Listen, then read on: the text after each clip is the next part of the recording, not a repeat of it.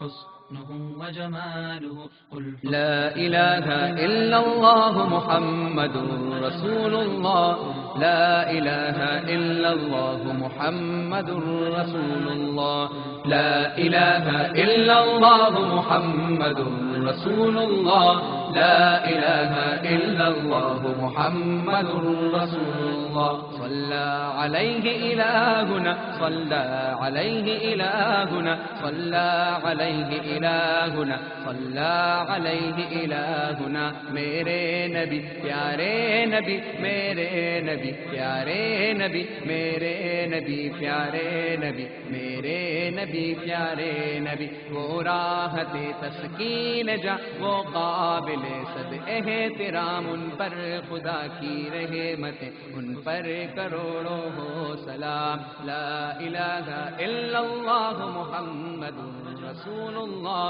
لا الہ الا اللہ محمد رسول اللہ لا الہ الا اللہ محمد رسول اللہ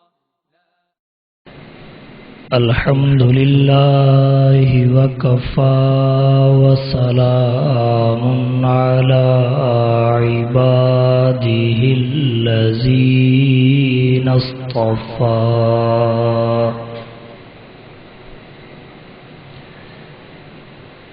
أما بعد فأعوذ بالله من الشيطان الرجيم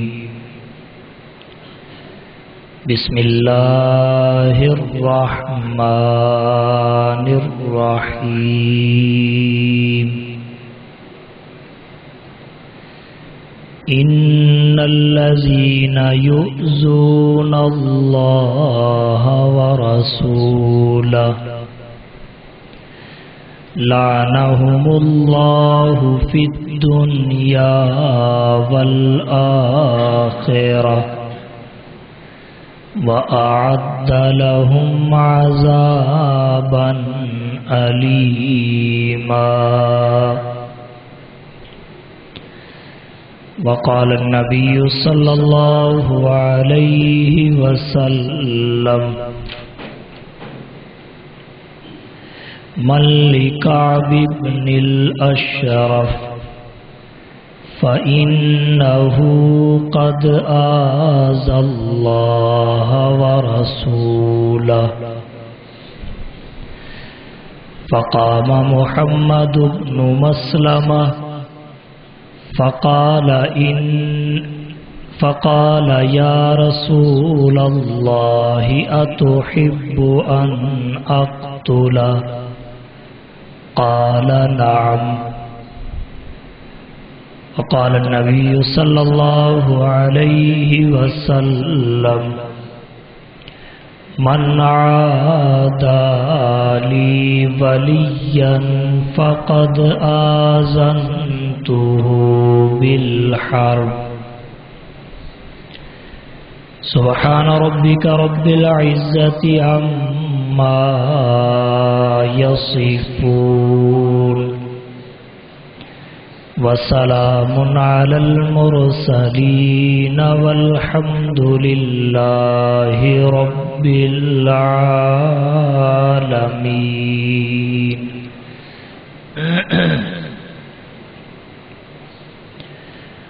واجب الاحترام معزز سامعین کرام،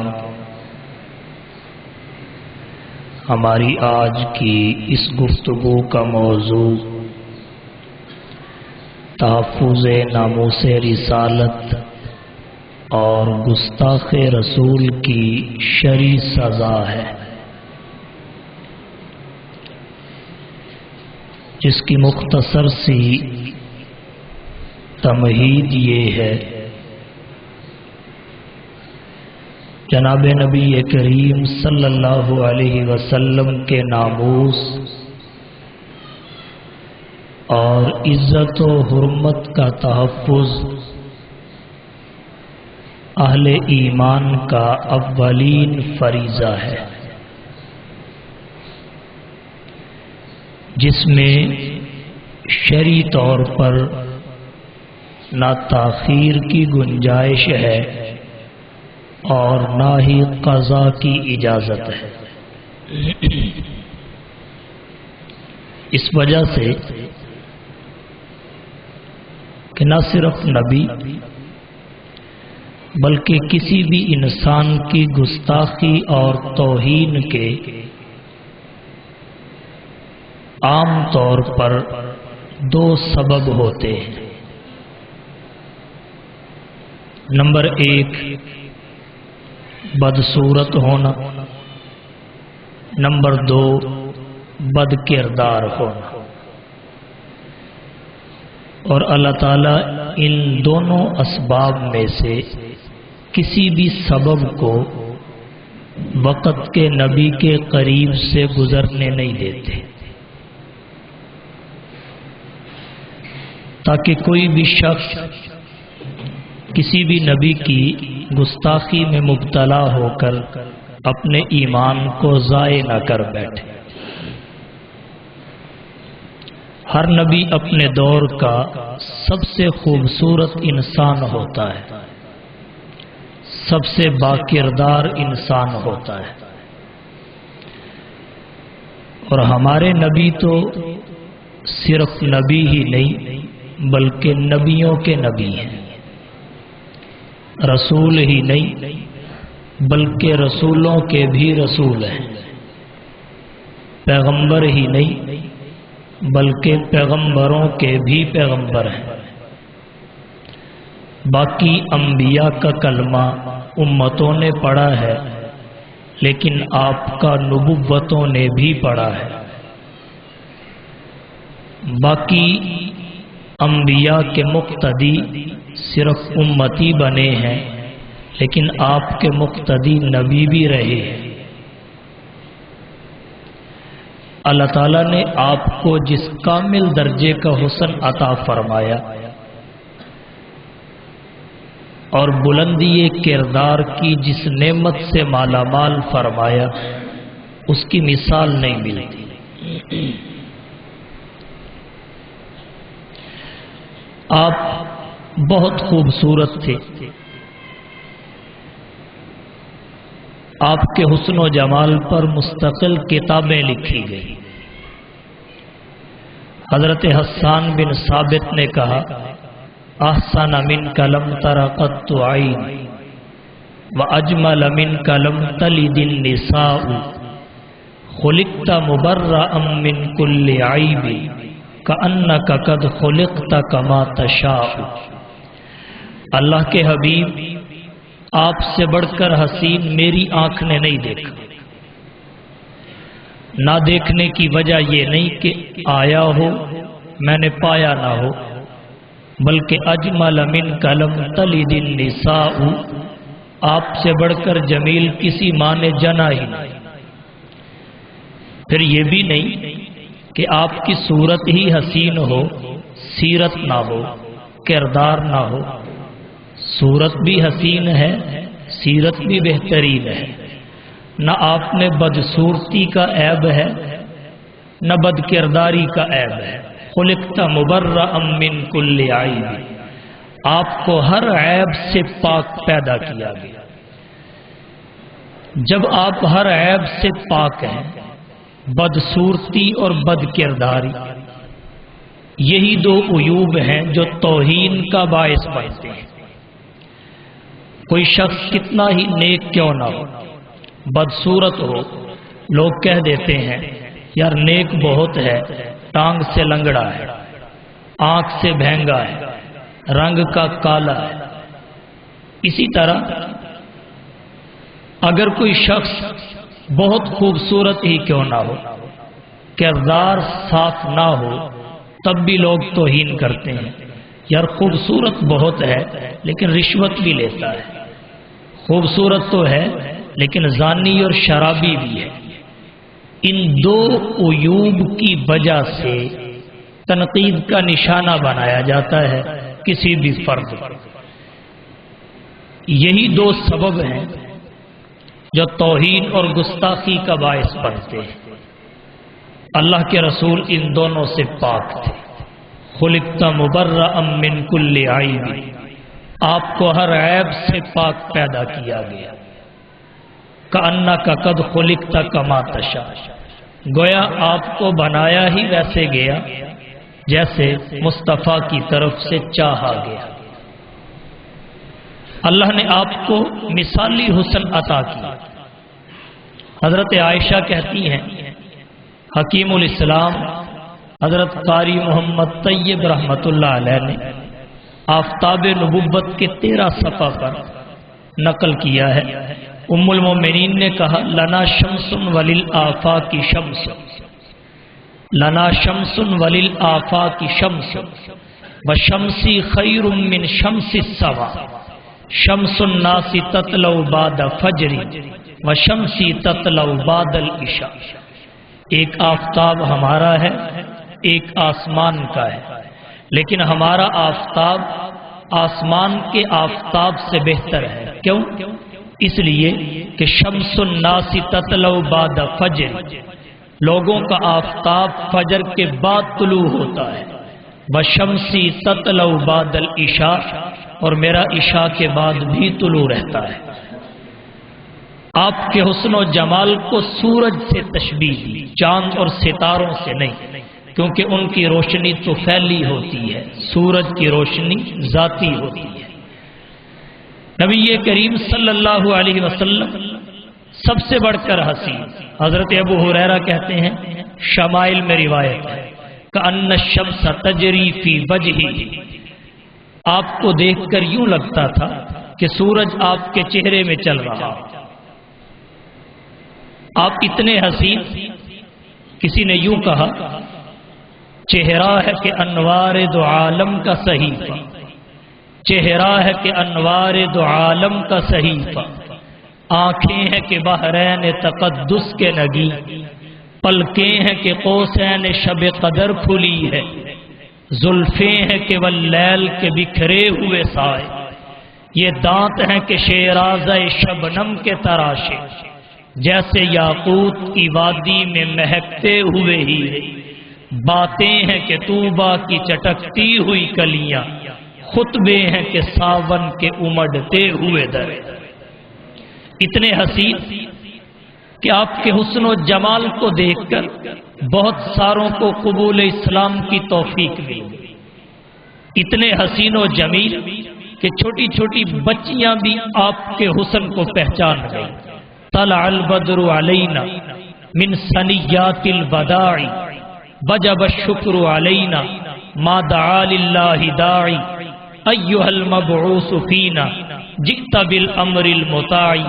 کیسے حسین، حسینوں کے حسن پہ دنیا ناز کرتی ہے، لیکن یہ ایسا حسین اس پہ دنیا حسن ناز کرتی ہے۔ نازاں ہے جس پہ حسن وہ حسن رسول ہے، یہ کہکشاں تو آپ کے قدموں کی دھول ہے، اے رہروان شوق یہاں سر کے بل چلو، طیبہ کے راستے کا کانٹا بھی پھول ہے۔ آپ حسین نہیں احسن تھے، جمیل نہیں اجمل تھے، لہذا آپ کی صورت پر تو تنقید کوئی نہیں کر سکتا۔ ایک چیز رہ گئی کردار، کردار پر بھی تنقید کوئی نہیں کر سکتا۔ اللہ کے حبیب کا کردار ایسا مصفى و مجلہ، دعوی نبوت سے پہلے ہی لوگ آپ کو صادق کہنے لگ گئے، اعلان نبوت سے پہلے ہی امانت کے ڈنکے بجانے لگ گئے، اعلان رسالت سے پہلے ہی اپنی امانت مصطفیٰ کے پاس پہنچانے لگ گئے۔ آپ سے بڑھ کر صاف کردار کا حامل کون ہوگا؟ جس جگہ پہ بچپن گزارا، لڑکپن گزارا، جوانی کی بہاریں دیکھی، وہاں پر کھڑا ہو کے یہ کہنا فقد لبثت فیکم عمرا من قبلی، کہ میں نے زندگی کا ایک طویل حصہ تم میں گزارا، زندگی کے کسی ایک لمحہ پہ اعتراض تو کر دیجئے۔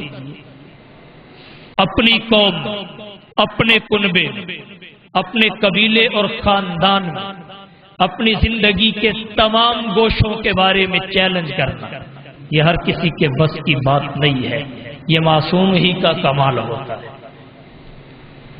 تو کردار کے لحاظ سے اتنے بلند کہ معصوم عن الخطا،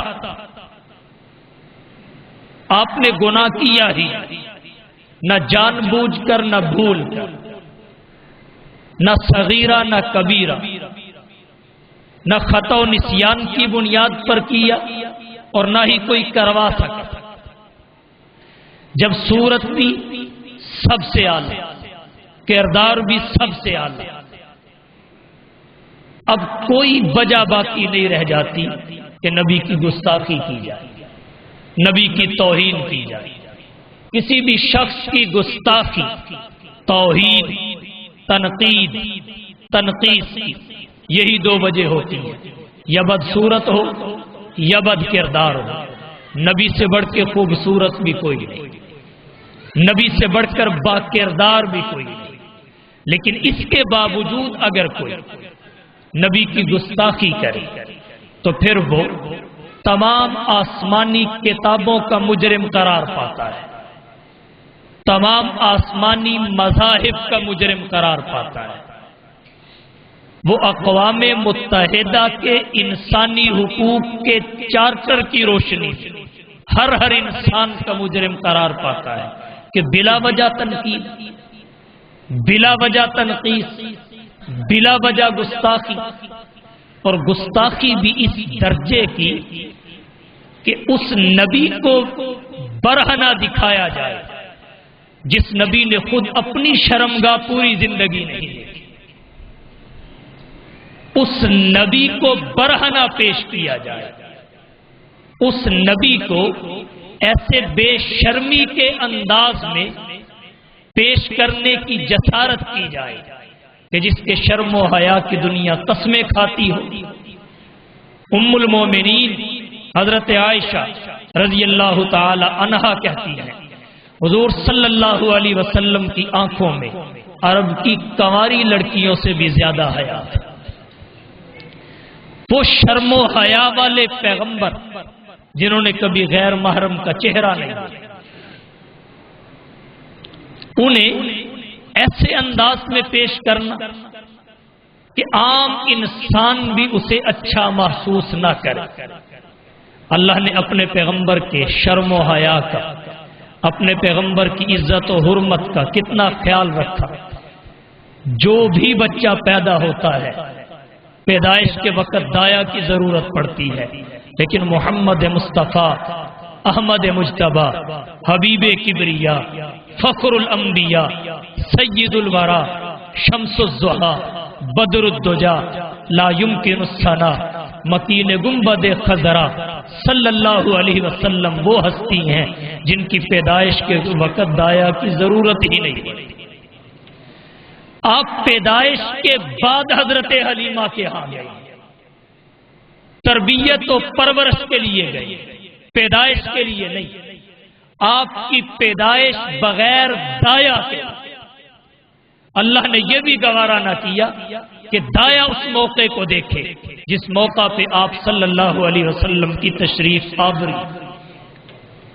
بچے غیر مختون پیدا ہوتے ہیں، لیکن ہمارے پیغمبر کے شرم و حیا کو اللہ نے اتنا محفوظ رکھا، ولد مختون، کہ آپ کو مختون پیدا کیا، آپ کا ختنہ کرنے بھی کوئی نہیں آئے۔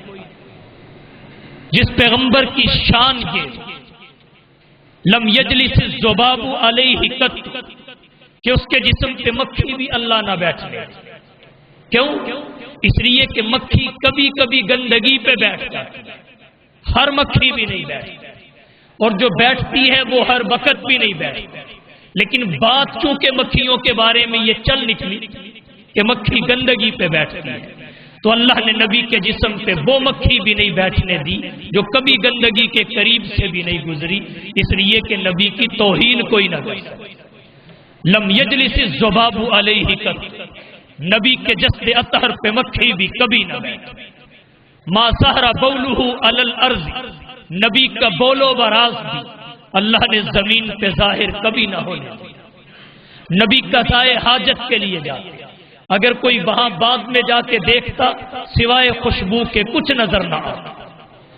ما ظہر بولہ علی الارض، نبی کا بول و براز بھی اللہ نے زمین پہ ظاہر نہ ہونے دیا تاکہ کسی کے دل میں اس بول و براز کی وجہ سے صاحب بول و براز کے بارے میں بات نہ آئے۔ اللہ نے نبی کا سایہ بھی زمین پہ کبھی نہ پڑنے دیا، ما بقا ظلہ علی الارض قط، تاکہ نبی کے سایہ پہ بھی کسی کا قدم آ کے نبی کے سائے کے بھی توہین نہ ہو جائے۔ جس نبی کی شان یہ ہو، جس نبی کا مرتبہ یہ ہو کہ وہ نبی ہی نہیں، جس شے کی اس نبی سے نسبت ہو جائے وہ شے بھی احترام کی نظر سے دیکھی جائے، جس کاغذ کی نبی سے نسبت ہو اس پہ نبی کی تحریر آ گئی، اسے پھاڑنے والا ملعون قرار پائے۔ جو پسینہ نبی کے جسم پہ آئے وہ کان ارکہ اللؤلؤ، سنگ مرمر کے موتیوں کی طرح ہو جائے، پسینے سے خوشبو آئے، شہر کی نسبت ہو بلند ہو جائے، گلی کی نسبت ہو ارتقاء مل جائے، جس شے کی بھی نسبت ہو وہ شے معزز قرار پائے اور اس شے کی توہین ناقابل برداشت کہلائے، پھر اس نبی کی توہین قابل برداشت کیسے ہو سکتی ہے؟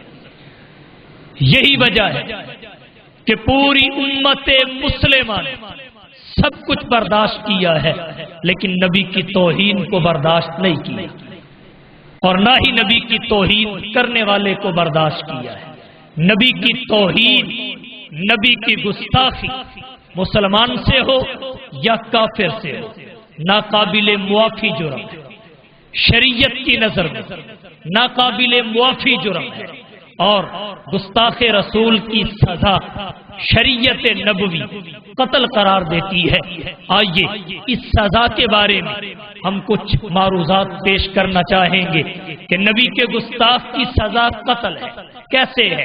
اس کے چند حصے کیے دیتا ہوں۔ نمبر 1 قرآن کی روشنی، نمبر 2 احادیث کی روشنی، نمبر 3 صحابہ کرام کے اعمال کی روشنی، نمبر 4 فقہائے اربعہ کے اقوال و احوال کی روشنی میں، اور اس کے علاوہ چند مؤیدات ان کی روشنی میں۔ سب سے پہلے ہم گستاخ رسول کی سزا قرآن سے دیکھتے ہیں کہ گستاخ رسول کی سزا قرآن نے کیا بیان کیا۔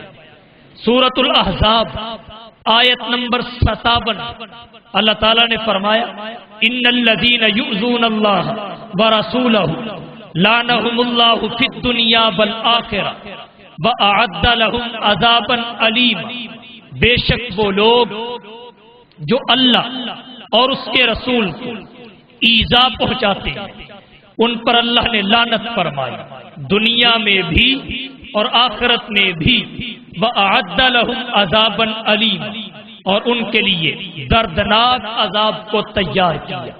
گستاخ رسول آخرت میں تو سزا سے دوچار ہوگا ہی ہوگا، اسے دنیا میں بھی معافی نہیں ملے گی، دنیا میں بھی اس کی سزا قتل ہے۔ اس آیت کے تحت علامہ ابن تیمیہ رحمۃ اللہ علیہ الصارم المسلول علی شاتم الرسول میں لکھا ہے کہ یہ آیت اس امر پر دلالت کرتی ہے کہ اللہ اور اس کے رسول کو اذیت دینے والا واجب القتل ہے۔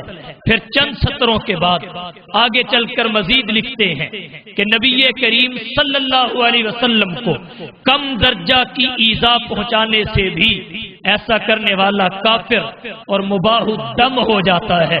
قرآن کریم کی اس آیت مبارکہ سے پتہ یہ چلا جناب نبی کریم صلی اللہ علیہ وسلم کا گستاخ، لعنتی، مباح الدم اور واجب القتل ہے۔ اس ایک آیت کے بعد جناب نبی کریم صلی اللہ علیہ وسلم احادیث کی طرف آئی۔ احادیث نبوت بھی اس بات پر دلالت کرتی ہیں کہ گستاخی رسول ناقابل معافی جرم ہے، گستاخ رسول کی سزا قتل ہے۔ یہ اس وقت بخاری شریف جلد ثانی صفحہ 576 باب قتل کعب بن الاشرف میرے سامنے ہے۔ اس میں جناب نبی کریم صلی اللہ علیہ وسلم کا فرمان ہے، قال رسول اللہ صلی اللہ علیہ وسلم، جناب نبی کریم صلی اللہ علیہ وسلم نے فرمایا من لکعب بن الاشرف کعب ابن اشرف یہودی کو کون ٹھکانے لگائے گا؟ کیوں؟ فَإِنَّهُ قَدْ آذَى اللَّهَ وَرَسُولَهُ، کیونکہ وہ اللہ اور اس کے رسول کو ایذا پہنچاتا ہے۔ پتہ چلا جو اللہ اور اس کے رسول کو ایذا پہنچائے وہ ٹھکانے لگائے جانے کے قابل ہوتا ہے۔ اسی وجہ سے علامہ ابن تیمیہ رحمت اللہ علیہ نے الصارم المسلول علی شاتم الرسول میں ان الذین یؤذون اللہ ورسولہ اس آیت کی روشنی میں لکھا کہ نبی کو ایذا پہنچانے والا واجب القتل ہے، کیونکہ نبی کریم صلی اللہ علیہ وسلم کعب بن اشرف یہودی کے قتل کی وجہ کیا بیان کر رہے ہیں؟ فَإِنَّهُ قَدْ آذَى اللَّهَ وَرَسُولَهُ، کیونکہ وہ اللہ اور اس کے رسول کو ایذا پہنچاتا ہے، اور جو اللہ اور اس کے رسول کو ایذا پہنچائے واجب القتل ہوتا ہے۔ من لکعب بن الاشرف، کون ہے جو کعب بن اشرف کو ٹھکانے لگائے؟ کیوں؟ فَإِنَّهُ قَدْ آذَى اللَّهَ وَرَسُولَهُ، کیونکہ وہ اللہ اور اس کے رسول کو ایذا پہنچاتا ہے، اور جو ایذا پہنچائے وہ ٹھکانے لگائے جانے کے قابل ہوتا ہے۔ اور آیت میں اللہ نے یہ کہا ان الذین یؤذون اللہ ورسولہ، یہی سے ابن تیمیہ رحمہ اللہ نے کہا کہ نبی کو ایذا پہنچانے والا واجب القتل ہے۔ جب نبی کریم صلی اللہ علیہ وسلم کعب بن اشرف یہودی کو قتل کرنے کی علت بھی بتا دی، گستاخی رسول، نبوت کو ایذا پہنچانا، فقام محمد بن مسلمہ، حضرت محمد بن مسلمہ رضی اللہ تعالی عنہ کھڑے ہوئے، فقال یا رسول اللہ اتحب ان اقتلہ، اے اللہ کے رسول کیا آپ اس بات کو پسند کرتے ہیں کہ یہ شہادت میرے حصے میں آ جائے؟ قال نعم، حضور نے فرمایا میں اس بات کو پسند کرتا ہوں۔ حضرت محمد بن مسلمہ نے کہا پھر مجھے اجازت دے دیجئے، اگر کوئی بات مجھے آپ کے بارے میں کہنی بھی پڑے آپ مجھے معاف فرما دے، یہ کام میں کر دوں۔ اجازت مل گئی۔ حضرت محمد بن مسلمہ نے کعب بن اشرف یہودی کو ٹھکانے لگا دیا، واصل جہنم کر دیا۔ کیوں؟ اس لیے کہ وہ کافر نہیں تھا، نبی کا گستاخ تھا۔ کافر کو معافی مل سکتی ہے، نبی کے گستاخ کو معافی نہیں مل سکتی۔ وہ کافر نہیں، مومن بھی ہو تب بھی ناقابل معافی ہوتا، اس لیے کہ نبی کی گستاخی کا جرم یہ ناقابل معافی ہے، مومن سے ہو تب، کافر سے ہو تب۔ اور یہاں ایک بات اور ذکر کرتا چلوں جو علامہ ابن تیمیہ رحمت اللہ علیہ نے الصارم المسلول علی شاتم الرسول میں لکھی ہے، فرماتے ہیں جب کعب بن اشرف یہودی کو قتل کر دیا گیا تو صبح کو کچھ یہودی جناب نبی کریم صلی اللہ علیہ وسلم کی خدمت میں آئے اور آ کر کہنے لگے رات کو ہمارے ایک ساتھی اور ایک سردار کو بلا جرم قتل کر دیا گیا، اس کا کوئی جرم ہمارے سامنے نہیں ہے۔ جناب نبی کریم صلی اللہ علیہ وسلم نے فرمایا کہ اگر وہ بھی اسی طرح امن و سکون سے رہتا جس طرح اس کے دوسرے ہم خیال رہ رہے ہیں تو اسے اچانک قتل نہ کیا جاتا، مگر اس نے ہمیں اذیت دی، ہماری حجب میں اشعار کہے، تو جو بھی اس طرح کرے گا اسے قتل ہی کیا جائے گا۔ اگلی بات بھی نبی نے بتا دی کہ کعب بن اشرف ہی نہیں، جو بھی اس طرح کرے گا اسے قتل کیا جائے گا۔ اس روایت سے پتہ یہ چلا کہ نبی کی گستاخی ناقابل معافی جرم ہے، اور گستاخ رسول مومن ہو تب، کافر ہو تب، واجب القتل ہی۔ دوسری حدیث جو اس حدیث سے اگلے صفحہ پہ 577 صفحہ پر، باب قتل ابی رافع، ابو رافع یہودی کے قتل کا باب، یہ جناب نبی کریم صلی اللہ علیہ وسلم سے عداوت بغض رکھتا تھا، آپ کو اذیت پہنچاتا تھا، آپ کی حجب کیا کرتا تھا۔ جناب نبی کریم صلی اللہ علیہ وسلم نے اسے قتل کرنے کے لیے 4 صحابہ کا لشکر روانہ کیا۔ باسا رسول اللہ صلی اللہ علیہ وسلم الی ابی رافع الیہودی رجالا من الانصار، 4 انصاری صحابہ کو بھیجا، وامر علیہم، اور ان پر امیر مقرر کیا عبداللہ ابن عتیق عبداللہ بن عتیق کو۔ اور ابو رافع یہودی کا جرم کیا تھا؟ روایت میں الفاظ یہ ہیں، وَكَانَ ابو رافع یؤذی رسول اللہ صلی اللہ علیہ وسلم، وہ رسول اللہ کو اذیت پہنچاتا تھا، اور رسول اللہ کو ادنا سی اذیت پہنچانا یہ بھی ناقابل معافی جرم ہے۔ یہ رسول اللہ کے خلاف آپ کے دشمنوں کی مدد کرتا تھا، رسول اللہ کا گستاخ تھا۔ ان دونوں روایات سے پتہ یہ چلا یہ ناقابل معافی جرم ہے۔ چنانچہ حضرت عبداللہ بن عتیق رضی اللہ تعالی عنہ نے ابو رافع یہودی کو ٹھکانے لگایا، اور جب قتل کی اطلاع کانوں میں گونجی کہ مر گیا ہے، پھر یہ رسول اللہ کی خدمت میں آئے۔ جب یہ قتل کر کے واپس پلٹ رہے تھے، سیڑھی سے اترتے ہوئے ان کی پنڈلی ٹوٹ گئی، جسے یہ اپنے کپڑے سے باندھ کر اس انتظار میں وہی بیٹھ گئے کہ جب اعلان ہوگا مر گیا پھر جاؤں گا، اس سے پہلے نہیں، کہیں ایسا نہ ہو کہ بچ جائے۔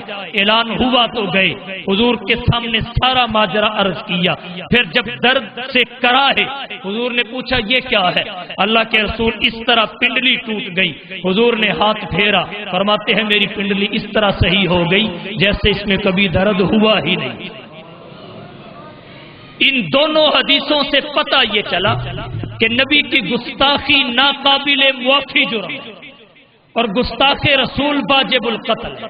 ایک واقعہ تاریخ طبری اور مدارج النبوت میں ہے، وہ یہ ہے جب جناب نبی کریم صلی اللہ علیہ وسلم مدینہ سے مکہ کے فاتح بن کے واپس پلٹے، فتح مکہ کے دن آپ نے عام معافی کا اعلان کیا، لیکن 4 آدمیوں کے بارے میں آپ نے کہا یہ جہاں بھی ہو انہیں معاف نہ کیا جائے، انہیں قتل کر دیا جائے۔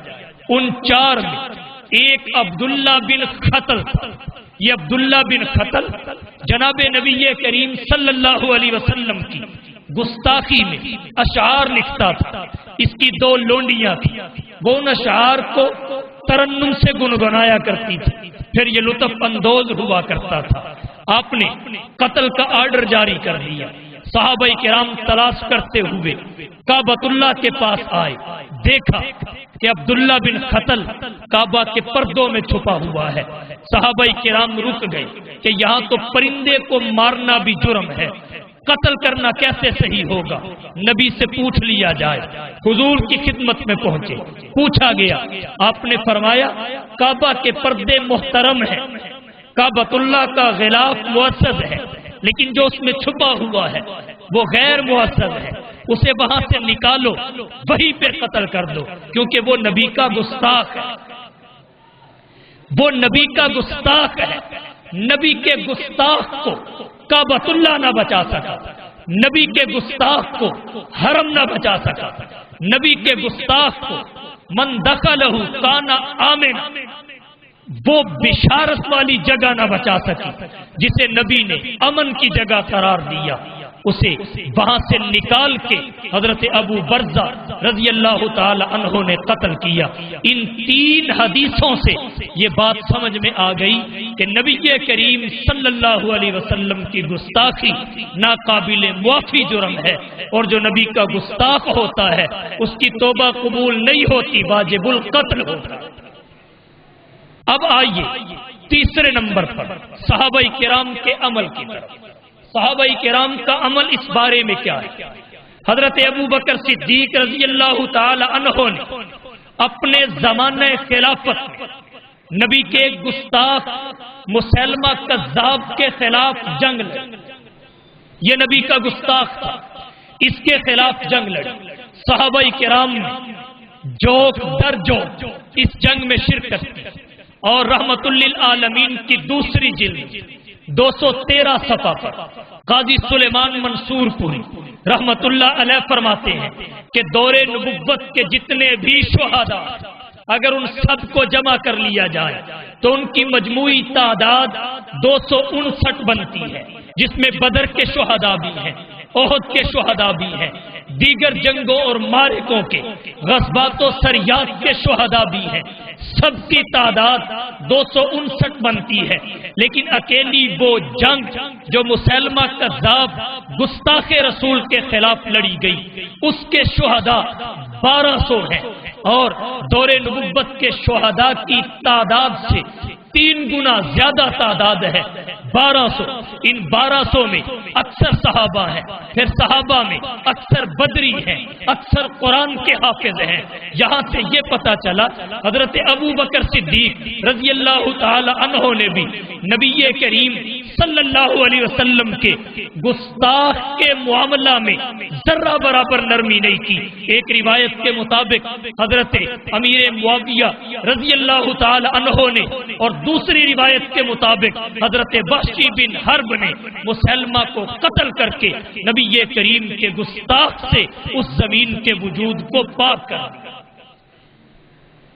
صحابہ کرام کی سنت بھی یہی ہے۔ حضرت عمر بن خطاب رضی اللہ تعالی عنہ کے سامنے 2 آدمی اپنا فیصلہ لے کر آئے۔ ایک نے کہا عمر بن خطاب فیصلہ سوچ کر کیجئے، کیونکہ اس کیس کا فیصلہ تیرا نبی کر چکا ہے، اس کیس کا فیصلہ تیرے نبی نے کر دیا ہے۔ حضرت عمر بن خطاب نے کہا جو میرے نبی کا فیصلہ نہیں مانتا اس کا فیصلہ عمر کی تلوار کر دیا، گردن تن سے جدا کر دیا۔ اتنی بھی نبی کی گستاخی برداشت نہیں کی۔ ایک صحابی کی لونڈی باندھی جس سے اس کے 2 بیٹے بھی تھے، اس باندھی نے نبی کی گستاخی کی، صحابی نے اس کے پیٹ کو چاک کر دیا۔ صحابہ کرام کا عمل بھی یہ ہے کہ سب کچھ برداشت ہے لیکن نبی کی گستاخی برداشت نہیں ہے، نبی کے گستاخ کی توبہ قبول نہیں ہے، وہ واجب القتل ہی ہے۔ اور صحابہ کرام کے بعد آپ فقہائے اربع کے اقوال کی طرف آئیے۔ فقہائے اربع اس بارے میں کیا کہتے ہیں؟ کیا گستاخ رسول کو قتل کی سزا دی جائے یا معاف کر دیا جائے؟ ائمہ اربع میں سے سب سے پہلے سید الفقہاء، امام الائمہ، تلمیذ الصحابہ، امام سواد اعظم حضرت امام اعظم ابو حنیفہ رحمت اللہ علیہ کا فتویٰ ملاحظہ کیجئے۔ علامہ خیر الدین رملی حنفی فتاوی بزازیہ میں لکھتے ہیں کہ شاتم رسول کو بہر طور حداً قتل کرنا ضروری ہے، اس کی توبہ بالکل قبول نہیں کی جائے گی۔ یہ امام ابو حنیفہ تابعی کا فتویٰ ہے۔ دوسرے نمبر پہ امام مالک کا فتویٰ دیکھیے، قاضی اعاذ رحمت اللہ علیہ نے الشفاء میں امام مالک کا فتویٰ بھی یہی ذکر کیا کہ گستاخ رسول کی توبہ قبول نہیں ہے، اسے حداً قتل کیا جائے گا۔ پھر الصارم المسلول علی شاتم الرسول میں امام شافعی رحمت اللہ علیہ کا فتویٰ پڑھیے۔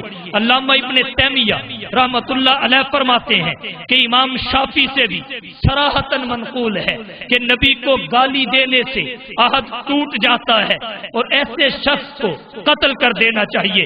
ابن تیمیہ رحمت اللہ علیہ فرماتے ہیں امام شافعی کہتے ہیں کہ جب حاکم وقت جزیہ کا عہد نامہ لکھے تو اسے مشروط لکھے، اس میں یہ شرط لگائے کہ اگر تم میں سے کوئی شخص محمد یا کتاب اللہ یا دین اسلام کا تذکرہ نازیبا الفاظ میں کرے تو اس سے اللہ اور تمام مسلمانوں کی ذمہ داری اٹھ جائے گی اور جو امان اس کو دی گئی تھی ختم ہو جائے گی، اور اس کا خون مال امیر المومنین کے لیے اسی طرح مباح ہو جائے گا جس طرح حربی کافروں کے اموال اور خون مباح ہے۔ یہ علامہ ابن تیمیہ نے الصارم المسلول علی شاتم الرسول میں امام شافعی رحمت اللہ علیہ کا فتویٰ ذکر کیا۔ اب چوتھے نمبر پہ امام احمد بن حنبل رحمت اللہ علیہ کا فتویٰ ملاحظہ کیجئے۔ امام احمد بن حنبل کہتے ہیں جو شخص رسول کو گالی دے یا آپ کی توہین کرے، خواہ وہ مسلم ہو یا کافر ہو، تو وہ واجب القتل ہے۔ میری رائے یہ ہے اسے قتل کیا جائے، اس کی توبہ کو بالکل قبول نہ کیا جائے، اس کی توبہ کو قبول نہ کیا جائے۔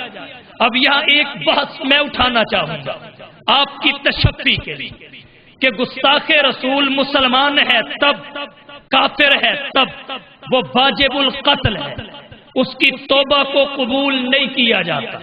آخر اس کی کیا وجہ ہے کہ وہ توبہ بھی کرے تو اس کی توبہ قبول نہیں ہوتی؟ اس کا سبب کیا ہے؟ علامہ ابن تیمیہ رحمۃ اللہ علیہ نے الصارم المسلول میں اس پہ سیر حاصل بحث کی ہے۔ میں صرف 4 وجوہات ذکر کروں گا کہ گستاخ رسول توبہ بھی کرے تو اس کی توبہ ناقابل قبول ہے۔ اس کی توبہ کے ناقابل قبول ہونے کی وجہ کیا ہے؟ سب سے پہلی وجہ یہ ہے کہ جو شخص نبی کی توہین کرتا ہے، جو شخص رسول کی گستاخی کرتا ہے، وہ فساد فی الارض کا مرتکب ہوتا ہے، زمین میں فساد پھیلانے کا باعث بنتا ہے، اور اس کی توبہ سے اس بگاڑ اور فساد فی الارض کی تلافی اور ازالہ نہیں ہو جاتا، اس لیے اس کی توبہ قبول نہیں کی جاتی، اس کو اس جرم کی سزا میں قتل ہی کیا جاتا ہے۔ ایک وجہ یہ ہے کہ گستاخ رسول کی توبہ ناقابل قبول ہے، کیونکہ اس کی گستاخی سے، شتم رسول سے فساد فی الارض پیدا ہوتا ہے، جس کا ازالہ توبہ سے نہیں ہوتا۔ یہ جو فلم نبی کی شان میں گستاخی کے طور پہ بنائی گئی، اگر وہ گھر میں بیٹھ کر توبہ کر لے تو کیا خیال ہے فساد ختم ہو جائے گا؟ علامہ ابن تیمیہ رحمۃ اللہ علیہ نے ایک وجہ یہ ذکر کی کہ شاتم رسول فساد فی الارض کا مرتکب ہوتا ہے، اور اس کی توبہ سے اس بگاڑ اور فساد کی تلافی اور ازالہ نہیں ہوتا جو اس نے لوگوں کے دلوں میں پیدا کیا، اس لیے اسے قتل کیا جائے گا۔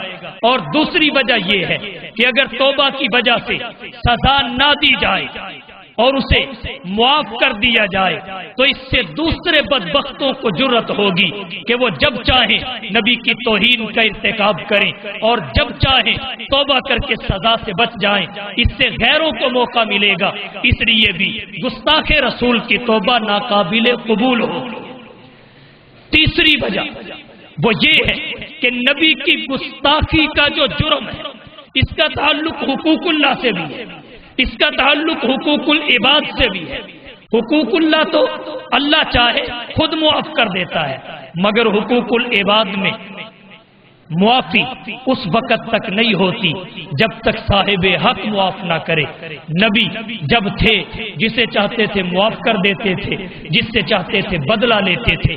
نبی کے چلے جانے کے بعد نبی کے حق کو نیابتاً معاف کرنے کا نہ مجھے اختیار ہے نہ ہمارے حکمرانوں کو اختیار ہے۔ آج کا الیکٹرانک میڈیا، آج کے نیوز چینل اس بات کا پروپیگنڈا کر رہے ہیں کہ جی حضور تو معاف کر دیتے تھے، آپ نے فلانے کو بھی معاف کر دیا، فلانے کو بھی معاف کر دیا۔ میرا سوال یہ ہے وہ معاف کرنے والے حضور تھے، کیا ہمارے حکمران حضور ہیں؟ وہ معاف کرنے والے حضور تھے، کیا یہ حضور ہے؟ حق نبی کا ہو، مجھے معاف کرنے کا کیا اختیار ہے؟ حق نبی کا ہو، زرداری صاحب کو معاف کرنے کا کیا اختیار ہے؟ یہ حق نبی کا ہے۔ صاحب حق معاف کرنا چاہے تو بھی اختیار ہے، بدلہ لینا چاہے تو بھی اختیار ہے۔ یہ اختیار صاحب حق کو ہے، مجھے اور تجھے نہیں ہے۔ مجھے اور تجھے حکم یہ ہے کہ گستاخ رسول کو قتل کیا جائے۔ اب قتل کون کرے گا یہ میں آگے چل کے عرض کروں۔ چوتھی وجہ، اگر گستاخ رسول کی توبہ کو قبول کر لیا جائے اور اسے حداً قتل نہ کیا جائے تو پھر نبی کی گستاخی کے جرم کی سزا کا معیار دیگر جرائم کی سزا سے بھی نیچا ہو جاتا ہے۔ ایک قابل حد جرم چوری، ایک زنا ہے، ایک شراب ہے، ایک کسی پر تہمت لگانا ہے۔ اب مجھے بتائیے، ایک شخص نے شراب پی ہے، وہ جتنی بار مرضی توبہ کرے کیا توبہ سے کوڑے معاف ہو جائیں گے؟ ایک شخص نے زنا کیا ہے، وہ جتنی بھی توبہ کرے کیا رجم کرنے سے بچا دے گی؟ ایک شخص نے قتل کیا ہے، وہ جتنی بھی توبہ کرے کیا اس کی توبہ اسے قتل سے بچا دے گی؟ اگر توبہ سے سرقے کی حد معاف نہیں ہوتی، چوری کی سزا معاف نہیں ہوتی، اگر توبہ سے زنا کی سزا معاف نہیں ہوتی، اگر توبہ سے قذف کی سزا معاف نہیں ہوتی، اگر توبہ سے قتل کی سزا معاف نہیں ہوتی، تو پھر نبی کی توہین کی سزا بطریق اولا معاف نہیں ہو سکتی۔ اگر باقی سزائیں توبہ سے معاف نہ ہوں، نبی کی توہین کے جرم کی سزا توبہ سے معاف ہو جائے تو پھر اس کا معیار ان سے کم تسلیم کرنا پڑے گا، حالانکہ نبی کی توہین کا جرم، اس کی سزا کا معیار تمام سزاؤں سے بلند رکھا گیا۔ یہ وجہ ہے کہ جو توہین رسالت کا مرتکب ہوتا ہے وہ کسی رعایت کا مستحق نہیں ہوتا۔ رہی یہ بات وہ توبہ کر لے، ٹھیک ہے، اگر اس نے سچے دل سے توبہ کی، وہ دنیا میں تو سزا سے نہیں بچائے گی، آخرت میں ضرور بچا دے گی۔ سچے دل سے توبہ کی ہے تو آخرت میں فائدہ اٹھا لے گا، دنیا میں فائدہ نہیں مل سکتا۔ دنیا میں اللہ کے رسول کی توہین کا دروازہ بند کرنے کے لیے احتیاط اسی میں تھی، توبہ سچی ہو یا توبہ جھوٹی ہو، گستاخ رسول کو قطعاً معافی نہ ملے، احتیاط کا تقاضا اسی میں تھی۔ تو پتہ یہ چلا کہ نبی کریم صلی اللہ علیہ وسلم کا جو گستاخ ہے اس کی توبہ قبول نہیں ہوتی، اور اس کی جو سزا ہے وہ قتل ہے، وہ واجب القتل ہے۔ قرآن کریم سے بھی یہی ثابت، نبی کریم صلی اللہ علیہ وسلم کی احادیث سے بھی یہی ثابت، اور خلفائے راشدین صحابہ کرام کے اعمال سے بھی یہی ثابت، فقہائے اربعہ کے اقوال سے بھی یہی ثابت ہے۔ جب اس بات کا تعین ہو گیا کہ نبی کریم صلی اللہ علیہ وسلم کی توہین اور گستاخی سب سے بڑا جرم ہے، اس کی سزا بھی سب سے بڑی ہونی چاہیے، اس کا معیار باقی سزاؤں کے معیار سے بلند ہونا چاہیے، تو پھر ہمارا اپنی حکومت سے مطالبہ یہ ہے کہ وہ اقوام متحدہ سے اس بات کا مطالبہ کرے، جنرل اسمبلی میں اسے زیر بحث لائیں کہ توہین رسالت کو صرف غیر اخلاقی حرکت نہ کہا جائے، اسے آزادی اظہار رائے کا نام نہ دیا جائے، اسے جرم قرار دیا جائے اور اس کے سزا کا تعین کیا جائے۔ جب اسے جرم قرار دے دیا جائے، آزادی اظہار رائے کا نام دے کر ٹال نہیں دیا جائے گا، جب اسے جرم قرار دے دیا جائے گا، اس کی سزا کا تعین کر دیا جائے گا، تو پھر سزائیں حکومتیں دیں گی، عام آدمی کو قانون ہاتھ میں لینا نہیں پڑے گا۔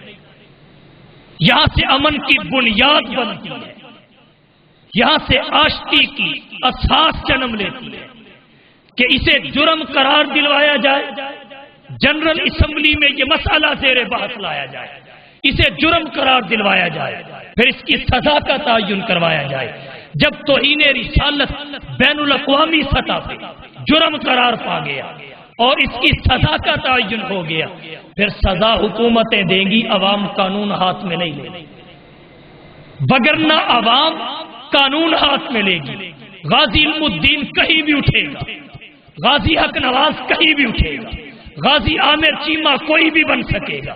لہذا امن کا اشارہ، امن کی بنیاد یہی ہے کہ اسے جرم قرار دیا جائے، اس کی سزا کا تعین کیا جائے، تاکہ پھر حکومتیں سزائیں دیں، عوام کو قانون ہاتھ میں نہ لینا لے، وگرنہ عوام قانون میں ہاتھ لے گی، کیونکہ مومن کی قیمتی متاع نبی کی محبت ہے۔ نبی کی محبت سب سے قیمتی متاع ہے، جس پہ جان بھی قربان ہے، جس پہ مال بھی قربان ہے، جس پہ اولاد بھی قربان ہے، ہر شے قربان ہے، اور ہماری جانوں پہ اتنے تصرف کا حق ہمیں نہیں ہے جتنا ہمارے پیغمبر کو ہے۔ النبی اولا بالمؤمنین من انفسہم وازواجہ امہاتہم، اور نبی کریم صلی اللہ علیہ وسلم کے تحفظ کے لیے قانون کا مطالبہ کرنا یہ ہمارا آئینی اور دستوری حق ہے، یہ ہمارا آئینی حق ہے، دستوری حق ہے، جمہوری حق ہے۔ آئین پاکستان میں دستور پاکستان میں یہ بات لکھی ہوئی ہے کہ پاکستان میں کوئی بھی قانون قرآن و سنت کے خلاف نہیں بنے گا. پاکستان میں کوئی بھی قانون قرآن و سنت کے خلاف نہیں بنے گا. اور نبی کریم صلی اللہ علیہ وسلم کی توہین، نبی کی گستاخی، یہ قرآن و سنت کے خلاف ہے. لہذا پاکستان کا آئین، دستور اور قانون اس کی اجازت ہرگز نہیں دے. 73 کے آئین کو ہم اسی لیے تسلیم کرتے ہیں کہ 73 کا آئین ناموس رسالت کے تحفظ کا ضامن ہے. اگرچہ پیپلز پارٹی والے پاکستان کے آئین کو اس لیے مانتے ہیں کہ اسے بھٹو نے بنایا ہے، مسلم لیگ والے اس لیے تسلیم کرتے ہیں کہ اسے عملی طور پہ نافذ میاں نواز شریف نے کیا ہے، لیکن ہم اسے اس لیے تسلیم کرتے ہیں کہ وہ اسلام اور مرزائیت کے درمیان آڑ ہے، وہ اسلام اور مرزائیت کے درمیان دیوار ہے، وہ نبی کی ناموس کے عزت کے تحفظ کا ضامن ہے. ہم آئین پاکستان کو، دستور پاکستان کو اس لیے تسلیم کرتے ہیں. اور ایک بات اور کہتا چلو، وہ یہ بین الاقوامی سطح پر حد کے عزت کا قانون موجود ہے، ازالہ حیثیت عرفی کے لیے قانون موجود ہے. اگر کوئی شخص کسی کی توہین کرے، خواہ وہ ریڑھی والا کیوں نہ ہو جس کی توہین کی گئی، وہ مزدور کیوں نہ ہو جس کی توہین کی گئی، حد کے عزت اس کی ہوئی تو وہ قانونی داد رسی لے سکتا ہے. ازالہ حیثیت عرفی، اگر کسی کی عرفی حیثیت مجروح ہوئی وہ بھی عدالت کا دروازہ کھٹکھٹا سکتا ہے. بین الاقوامی سطح پہ یہ قوانین موجود ہیں. جب عام آدمی کے لیے یہ قوانین موجود ہیں تو اللہ کے رسول کی اتنی بھی حیثیت ہمارے ہاں نہیں کہ نبی کی حق کی عزت ہوئی ہم قانون کا دروازہ کھٹکھٹائیں. حیثیت عرفی کو زائل کیا گیا اور اسے مجروح کیا گیا، اس کے لیے ہم سڑکوں پہ آئیں. افسوس ہوا اوباما کا یہ بیان پڑھ کے کہ احتجاج قابل مذمت ہے، اس میں توڑ پھوڑ ہوئی. میں کہنا یہ چاہوں گا احتجاج ہمارا جمہوری حق ہے، احتجاج ہمارا آئینی حق ہے، احتجاج ہمارا دستوری حق ہے، اس سے ہمیں کوئی نہیں روک سکتا. رہی یہ بات کہ توڑ پھوڑ ہوئی ہے، اگر تو صرف مذمت توڑ پھوڑ کی ہوتی، احتجاج کی نہ ہوتی، پھر شاید ہم بھی اوباما کے ہم زبان ہوتے. لیکن مذمت احتجاج کی گئی. بتائیے اگر مسلمان احتجاج بھی نہیں کرے گا تو کیا کرے گا؟ توڑ پھوڑ پہ تم چیخ رہے ہو. ہم علماء اپنی عوام کو یہ ترغیب دے رہے ہیں کہ قانون کو ہاتھ میں نہیں لینا، توڑ پھوڑ نہیں کرنی، نقصان نہیں کرنا، ملکی املاک کو نقصان نہیں پہنچانا. یہ ہم منبر سے صدا بلند کر رہے ہیں. احتجاج ہمارا جمہوری حق ہے، آئینی حق ہے، دستوری حق ہے. اسے بھی جب قابل مذمت کہہ دیا جائے گا تو بتاؤ یہ مسلمان کرے گا کیا؟ پھر یہ نبی کی گستاخی پہ اپنے گھروں میں بیٹھ جائے اور یہ مطالبہ بھی نہ کرے کہ جنرل اسمبلی میں آواز اٹھاؤ، نبی کی توہین کو جرم قرار دیا جائے اور اس جرم کی سزا کا تعین کیا جائے. اگر یہ مطالبہ بھی مسلم قوم سے اس مطالبے کا حق بھی چھین لیا جائے گا تو پیچھے رہ کیا جائے گا. اور ایک بات میں اور کہتا ہوں، آج اس توہین رسالت کو آزادی اظہار رائے کا نام دیا جا رہا ہے کہ یہ رائے کی آزادی ہے. یاد رکھیے آزادی اظہار رائے اور شے ہے، کسی کی دل آزاری اور شے ہے. دل آزاری کسی کے جذبات کو مجروح کرنا یہ آزادی اظہار رائے میں نہیں آتی. میں نے بھی اقوام متحدہ کے انسانی حقوق کے چارٹر کو لفظ بلفظ پڑھا ہے. آزادی اظہار رائے میں نبی کی توہین کسی صورت نہیں آ سکتی. یہ توہین نبوت آزادی اظہار رائے میں شامل کب سے ہوئی؟ مسلمانوں کے جذبات کو مجروح کرنا یہ رائے کی آزادی میں داخل کب سے ہوا؟ میں نے تو جہاں تک مطالعہ کیا میری معلومات میں تو یہ بات بھی آئی ہے، بین الاقوامی قانون یہ ہے کہ وہاں رائے کی آزادی بھی نہیں ہے، رائے کے اظہار کی آزادی بھی نہیں ہے جہاں رائے کے اظہار کی آزادی سے کسی کا حق متاثر ہوتا ہو۔ اگر آزادی اظہار رائے سے کسی کا حق متاثر ہوتا ہو تو وہاں آزادی اظہار رائے نہیں ہوتی، وہاں رائے کے اظہار کی اجازت نہیں ہوتی۔ اور توہین رسالت سے مسلمانوں کا حق متاثر ہوا ہے کہ نہیں ہوا؟ جذبات مجروح ہوئے ہیں کہ نہیں ہوئے؟ بین الاقوامی قانون کے مطابق بھی اسے آزادی اظہار رائے کا نام نہیں دیا جا سکتا۔ اور ایک بات اور، یہاں پڑھے لکھے لوگ موجود ہیں، ہولوکاسٹ کیا ہے؟ ہولوکاسٹ یہ ہے، یہودیوں کا کہنا ہے کہ ہٹلر نے 60 لاکھ یہودیوں کو قتل کیا، اور اس 60 لاکھ کی تعداد کو لے کر یہودی عالمی قوتوں کے سامنے مظلوم بنے، اور انہوں نے مطالبہ کر دیا کہ ہمیں فلسطین ہمارا وطن دلوایا جائے، وہاں ہم امن سے رہ سکتے ہیں، دلوا دیا گیا۔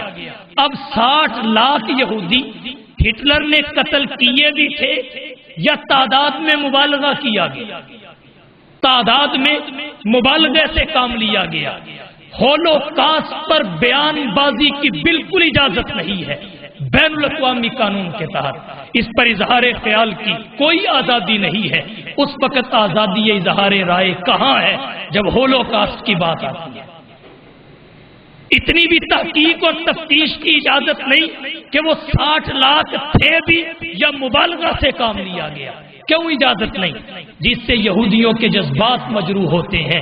اگر ہولوکاسٹ پہ تبصرہ سے یہودیوں کے جذبات مجروح ہوتے ہیں اور بین الاقوامی قانون اس کی اجازت نہیں دیتا تو نبی کی گستاخی سے مسلمانوں کے جذبات مجروح نہیں ہوتے؟ 1984 جیمز کنگ نامی ایک سکول ٹیچر نے ہولوکاسٹ کے بارے میں بیان دے دیا کہ 60 لاکھ یہودیوں کے قتل کی جو تعداد ہے اس میں مبالغہ سے کام لیا گیا، اسے نوکری سے برطرف کر دیا گیا، اسے سزا دی گئی۔ ایرانی صدر احمدی نژاد نے 60 لاکھ کی تعداد کو مبالغہ آمیز کہا۔ آج سارا یورپ سراپا احتجاج بنا ہوا ہے۔ اس وقت آزادی اظہار رائے کا قانون کہاں چلا گیا؟ ایک فرانسیسی اخبار نے شہزادہ چارلس کے بیٹے برطانیہ کے شہزادے کی ننگی تصویر شائع کر دی، ننگی تصویر۔ ان فرانس کے صحافیوں کے خلاف پورا یورپ سراپا احتجاج بنا ہوا ہے۔ یہاں آزادی اظہار رائے کا قانون کیوں نہیں لاگو ہوتا؟ وہاں اہل مغرب کیوں احتجاج کر رہے ہیں کہ اگر برطانوی شہزادے کی برہنہ تصویر فرانسیسی اخبار شائع کر دے تو وہاں کہتے ہیں یہ توہین کی گئی ہے، اسے آزادی اظہار رائے کا نام دینے کو تیار نہیں ہوتے۔ وہ پیغمبر جو پیغمبروں کا پیغمبر ہے، جس نے انسانیت کے حقوق بتائے ہیں، اس کے خلاف ایسی شرمناک فلم بنائی جائے، شرم و حیا کے پیکر کی، شرم کو تار تار کیا جائے اور اسے آزادی اظہار رائے کا نام دے دیا جائے، اس سے بڑی اہل اسلام کے ساتھ زیادتی کیا ہوگی؟ اور پھر اوباما صاحب یہ کہیں اسے برداشت کرو، اسے برداشت کرو۔ 1.5 ارب مسلمانوں کو کہا جائے اسے برداشت کرو۔ اگر آپ نے اسامہ کو برداشت کر لیا ہے، آپ نے القاعدہ کو برداشت کر لیا ہے، پھر مسلمانوں کو کہو دیکھو ہم نے برداشت کا نمونہ پیش کیا ہے، تم بھی برداشت کرو، تم بھی برداشت کرو۔ تم اسامہ کو برداشت نہیں کر سکے، القاعدہ کو برداشت نہیں کر سکے، اور ہمیں کہا جائے نبی کی گستاخی کو برداشت کرو، کیسے ہو سکتا ہے؟ اور ایک بات یہاں اور کہنا چاہوں گا، ویسے تو اہل مغرب، ویسے تو یورپین پرندوں کے آرام کا بھی خیال رکھتے ہیں، پرندوں کی دل آزاری سے اپنے آپ کو دور رکھنے کا درس دیتے ہیں۔ پرندوں کے، جانوروں کے آرام کا خیال رکھنے والے یہاں آ کے کیسے بے حس ہو جاتے ہیں جب محمد مصطفیٰ کو اذیت پہنچاتے ہیں، اور ہمیں کہتے ہیں کہ ہم نے تمہارے نبی کی فلم شائع کی ہے، تم ہمارے نبی کی کر دو، ہم نے تمہارے نبی کے خاکے شائع کیے، تم ہمارے نبی کے کر دو۔ پگلو، ہمارے نبی نے ہمیں تعلیم یہ دی ہے کہ جب تک ان نبیوں پہ ایمان نہیں لاؤ گے مجھ پہ ایمان کامل نہیں ہوگا، جب تک پہلی کتابوں کو تسلیم نہیں کرو گے ایمان بالقرآن ثابت نہیں ہوگا۔ ہمارے پیغمبر کی تو تعلیمات یہ آمنت باللہ وملائکتہ وکتبہ، کتابی ہی نہیں، قرآن پہ ایمان نہیں، کتابوں پہ ایمان، ورسلہ، رسولہ، رسول پہ ایمان نہیں، رسول پہ ایمان۔ ہمارے پیغمبر کی تو تعلیمات یہ ہے کہ مجھے یونس بن متی پر فضیلت نہ دو اس انداز سے کہ یونس کے کسی ماننے والے کے دل آزاری نہ ہو جائے۔ اس پیغمبر کی محبت کا اندازہ کیجیے، یہ نبی محبت دے رہا ہے، کیسے نفرت دیتے ہو، کیسے نفرت دیتے ہو، وفا کے جواب میں کیسے جفا لے کے آتے ہو، محبت کے جواب میں کیسے نفرت لے کے آتے ہو۔ ہمارے پیغمبر کی تو تعلیم یہ ہے، قرآن کا تو پیغام یہ ہے، لا نفرق بین احد من رسلی، کہ ہم انبیاء میں تفریق نہیں کرتے۔ ہم جیسے حضور کو نبی مانتے ہیں، عیسیٰ کو بھی نبی مانتے ہیں، حضرت موسیٰ کو بھی نبی مانتے ہیں، ہم کوئی تفریق نہیں کرتے۔ ہاں باقی ہم تو تمہارے نبی کے بھی خاکے شائع نہیں کر سکتے، لیکن تم کر سکتے ہو۔ کیوں؟ اس لیے کہ جو تعلق ہمارا ہمارے نبی سے ہے وہ تمہارا تمہارے نبی سے نہیں ہے۔ تمہارا تعلق تمہارے نبی سے یہ ہے کہ گناہ تم کرو، ان گناہوں کی سزا بھگتنے کے لیے سولی پر چڑھانے کا عقیدہ اپنے نبی کے بارے میں بھر لو۔ تمہارا تعلق تو یہ ہے کہ گناہ تم کرو، سزا تمہارا نبی بھگتے، اور ہمارا ہمارے نبی سے تعلق یہ ہے، ہمارا ہمارے نبی سے تعلق یہ ہے۔ جب خبیب بن عدی کو کہا گیا ایک مرتبہ کہہ دے، ایک مرتبہ، کہ اگر تیری جگہ پہ تیرے نبی کو لا کے کھڑا کر دیا جائے، تجھے چھوڑ دیا جائے، تجھے یہ بات پسند ہے، کھڑا نہیں کرنا، باتوں باتوں میں کہہ دے۔ حضرت خبیب بن عدی رضی اللہ تعالی عنہ نے جب یہ بات سنی، ڈاکٹر عبد الرحمن رافت پاشا نے سور من حیات صحابہ میں لکھا ہے، بفرے ہوئے شیر کی طرح تڑپ کے بولے اور کہنے لگے، ظالم تو نبی کو یہاں لا کر کھڑا کرنے کی بات کرتا ہے، ہم تو یہ بھی گوارا نہیں کر سکتے کہ ادھر محمد مصطفیٰ کے قدموں میں کانٹا چبھ جائے اور ادھر ہماری جان بچ جائے۔ ہم اپنی جان تو دے سکتے ہیں لیکن نبی کے قدموں میں کانٹے کا چبھنا بھی گوارا نہیں کر سکتے۔ ہمارا ہمارے نبی سے تعلق یہ ہے، تو جب ہمارا ہمارے نبی سے تعلق یہ ہے تو ہمارا تعلق اس چیز کی اجازت نہیں دیتا۔ تمہارا تمہارے نبی سے تعلق اور ہے، ہم اس بات کی بھی اجازت نہیں دیتے کہ تم اپنے نبی کے بھی خاکے شائع کرو، تم اپنے نبی کی بھی فلم بناؤ۔ یہ بہت بڑا جرم کا ارتکاب کیا گیا ہے۔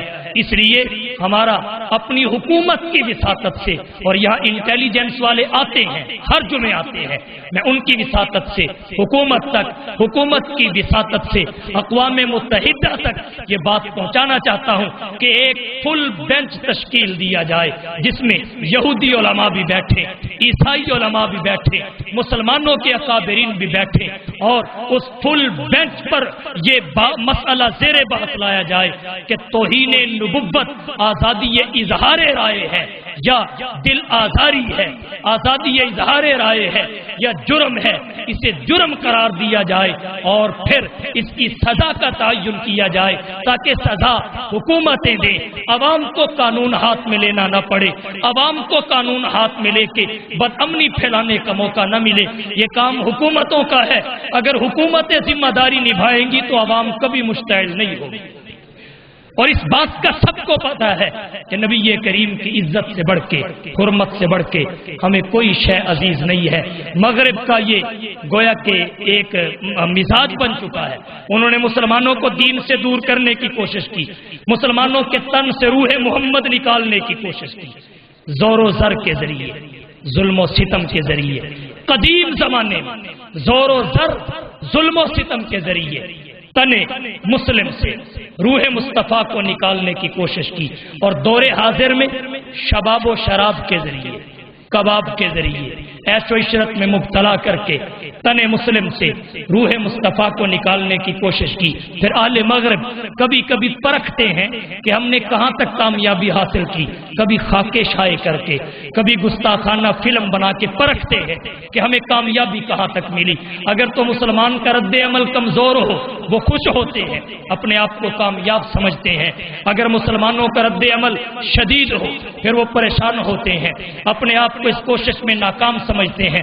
اس لیے مسلمان کو چاہیے کہ اپنے ملک کی املاک کو ضائع کیے بغیر، توڑ پھوڑ کیے بغیر اپنا آئینی، دستوری، قانونی حق سمجھتے ہوئے احتجاج جاری رکھے، مطالبات کو دبا کے رکھے اور اس بات کو پلے باندھ لیں کہ گستاخ رسول کی سزا سر تن سے جدا، قرآن کے مطابق، سنت کے مطابق، اجماع کے مطابق، قیاس کے مطابق، اور ایسا مضبوط موقف اور مضبوط رد عمل مسلمان ظاہر کرے کہ یا نبی کریم صلی اللہ علیہ وسلم کی گستاخی کرنے والی زبان نہ رہے، یا سننے والا کان نہ رہے، یا لکھنے والا ہاتھ نہ رہے، یا دیکھنے والی آنکھ نہ رہے. اس عزم کے ساتھ نبی کے تحفظ کے لیے نکلے کہ نماز اچھی، روزہ اچھا، حج اچھا، زکوٰۃ اچھی، مگر باوجود اس کے میں مسلمان ہو نہیں سکتا نہ جب تک کٹ مروں خواجہ بطحا کی حرمت پر، خدا شاہد ہے کامل میرا ایمان ہو نہیں سکتا. وآخر دعوانا ان الحمدللہ.